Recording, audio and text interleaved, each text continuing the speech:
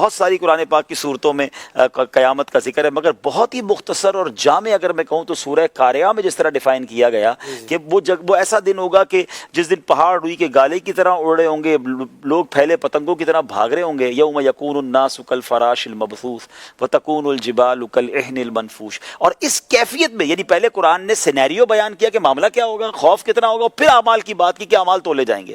تو اب step by step سوچے پھر پلسرات سے گزرنا. تو اب اتنی ساری پرابلمز ہیں، سولوشن کیا ہے؟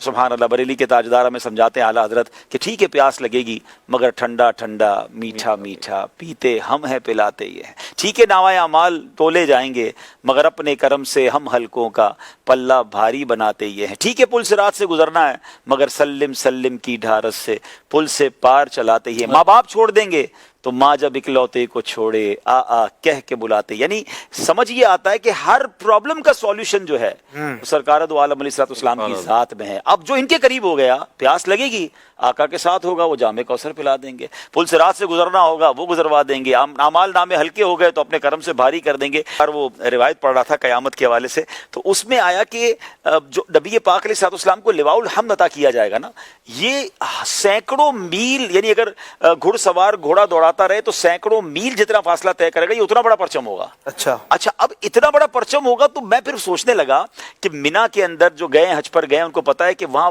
جب لاکھوں لوگ ہوتے ہیں نا تو ان کو اپنا خیمہ تلاش کرنے کے لیے اوپر ایک بڑا سا بلون لگا دیا جاتا ہے، بڑا سا پرچم لگا دیا جو دور سے بتاتا ہے کہ یہ ہمارا خیمہ ہے. تو یہ تو 25 لاکھ لوگوں کے لیے حال یہ ہو جاتا ہے. وہاں تو اربوں 8 ارب لوگ تو ابھی ہیں، دنیا میں اربوں خربوں لوگ آئیں گے، سارے وہاں ہوں گے. تو what is the way to find رسول پاک علیہ السلام؟ ہم پتہ نہیں کس کونے میں ہوں گے تو کہاں سے ڈھونڈیں گے؟ تو سیدی امام مولانا حسن رضا خان صاحب شعر مجھے اس وقت سمجھ آیا کہ مقام خسرو دی دور کے غلاموں کو، مقام خسرو دی دور کے غلاموں کو لوائے حمد کا پرچم بتا رہا ہوگا. وہ پرچم بتائے گا کہ پیارے آقا وہاں چلو چلتے ہیں نبی پاک کے پاس. اچھا پرچم لگانے والوں تمہیں مبارک ہو جو ماشاءاللہ میلاد کے پرچم لگاتے ہیں. قیامت کے دن بھی ایک پرچم ہوگا جو نبی پاک کی نشانی دے رہا ہوگا. اب پیارے آقا کے قریب ہونا کتنا ضروری ہے پہلے یہ سمجھ لیں. اور اب آتے ہیں کہ سبحان اللہ خود نبی پاک علیہ السلام فارمولہ دے رہے ہیں، کیونکہ یہ بات طے ہے کہ جب ہزاروں کا مجمع ایک بندے سے ملنا چاہے تو کوائٹ امپاسبل ہو جاتا ہے. تو جب اربوں لوگ ہوں تو کون قریب ہوگا؟ تو قریب وہی کرے گا جس کو قریب کرنے والے قریب کریں گے. تو انہوں نے گیٹ پاس دے دیا ہے کہ حدیث پاک کا مضمون ہے کہ جس نے دنیا میں مجھ پر سب سے زیادہ درود پاک پڑھے ہوں گے وہ مجھے قیامت کی سب سے زیادہ میرے نزدیک وہ ہوگا.